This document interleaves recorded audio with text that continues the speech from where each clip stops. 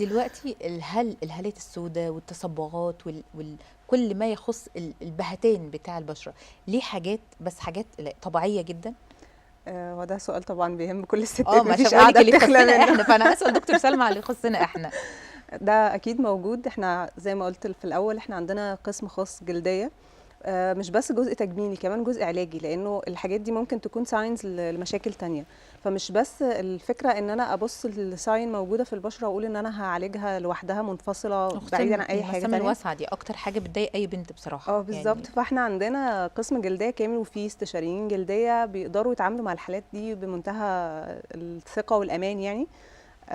لان زي ما قلنا مفيش بنت مش هتدور على حاجه ما انا زي بقول دي. لك اللي هو لا، وخصوصا حبوب المناسبات. اه يعني حبوب بنعاني منها كلنا المناسبات اللي هو لسه. تلاقي اي بنت قبل المناسبة فجأة هل بقى في حلول سريعة لحبوب المناسبات دي؟ طبعا بقى في حلول لكل حاجه، احنا سريعة. نفسنا يعني انا بنلجأ عندي ليهم. مناسبة الصبح الاقي نفسي بالليل طلع لي الحبوب. هل في حاجات سريعة؟ في حاجات سريعه لنضاره البشره والحاجات دي، بس لو احنا عندنا حبوب او عندنا مشاكل محتاجه علاج، الافضل ان احنا نتابع مع دكتور جلديه من قبلها بفتره، ان احنا نعمل كورس علاجي. الحاجات السريعه يعني هو نمط الحياه بقى مخلينا بنفكر دايما في كل حاجه سريعه، بس عشان نوصل لنتيجه صح بيبقى الافضل ان احنا نشخص صح، نمشي في خطوات العلاج صح.